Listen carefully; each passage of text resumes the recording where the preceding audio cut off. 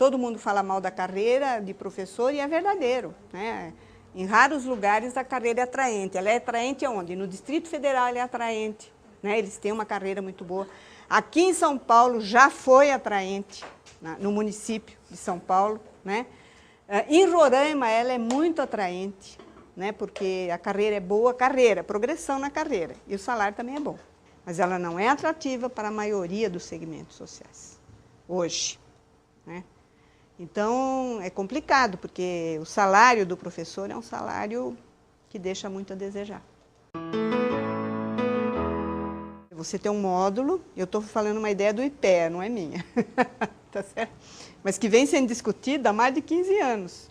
Cada escola tem o seu módulo de profissionais. Então, você vai trabalhar naquela escola. Esse negócio de você ficar indo de uma para outra, de outra para uma, não. Tá certo? Você faz o módulo e você fica lá naquela escola. Entende? E você, por exemplo, como um professor de inglês, né, você pode, por exemplo, fazer atividades correlatas culturais, você pode fazer atividades com os alunos de aprendizagem de línguas diversas, entende? Porque um professor de inglês, ele sempre tem a licenciatura em língua portuguesa. Então, ele poderia ser o professor da sala de leitura, né, de orientação de leitura.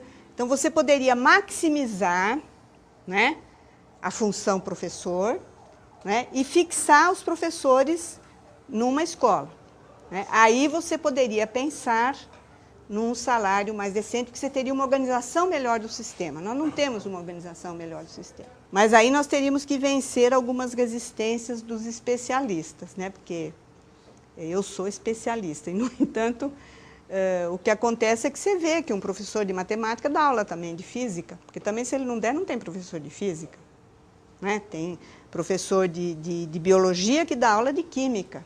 Ele tem que saber química, né? Senão ele não pode ser um bom biólogo também.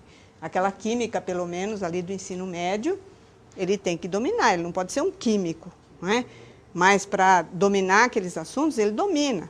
Então, há uma certa interdisciplinaridade no próprio especialista, né? Então, ele poderia responder por uma, duas disciplinas conforme, né, a sua formação e a sua vocação, né? Tem pessoal de biologia que gosta muito de matemática, por causa da genética, né? E também da estatística, que poderia dar, né, assumir num módulo escolar. Mas se nós pensássemos a escola como uma unidade de ensino, né? Escola como uma unidade de ensino com o seu módulo de profissionais, docentes, funcionários. Também a escolha dos conteúdos curriculares. Como nós não temos nada que diga respeito ao currículo mínimo de formação de professor, nós temos diretrizes curriculares, e foi uma opção, vamos chamar de democratizante, ter diretrizes gerais.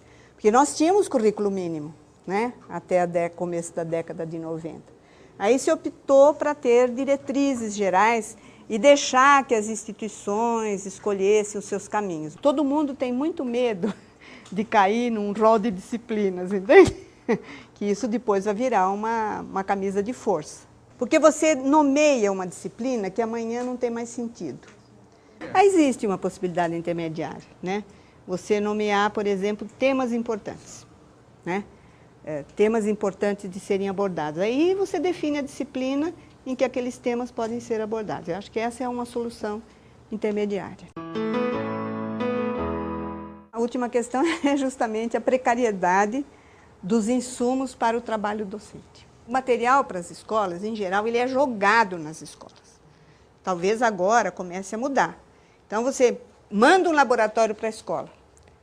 Se você for na escola procurar laboratório, pode ser que você não ache, ele está embaixo da escada empacotado. Primeiro, porque o diretor não quer que quebre as coisas do laboratório. Segundo, porque o professor de ciências, não vou dar aula de laboratório porque dá muito trabalho. Isso é verdadeiro, tá? E não tem o tempo para isso, ele precisa de um tempo, né? Enfim, a biblioteca, né? As escolas não têm bibliotecário, tem às vezes um professor responsável, né? Então, a biblioteca está lá, mal formada, mal estruturada, mal enumerada, né? E outros materiais, as escolas recebem muito material, né? Para planejamento de ensino, mas você não vê a utilização desses materiais. Também o professor, gente, ele não é repositório de todos os problemas da sociedade. Então, assim, vão lá o pessoal da sexualidade. Então, material para educação sexual, joga na cabeça do professor. Aí chega outro, não, combate a AIDS, o outro combate a dengue, o outro, o meio ambiente. Bom, o professor recebe uma avalanche de material, o que ele faz? O que qualquer um de nós faríamos. Pelo amor de Deus, não aguento, deixo de lado, vou dar minha aula. Entende? Então, a entrada de insumos para o trabalho docente deveria ser uma coisa que seria de política educacional, né? Bem dirigida, com parcerias, não é? Porque o Estado não aguenta tudo, o município não aguenta, sabe, com parcerias, né? Para que tivesse um efeito, né? E um tempo de apropriação. Né? Um tempo de apropriação. Então, esse é uma questão também. Então, são 8 questões aí, tanto de um lado para a formação, como de outro para a formação continuada.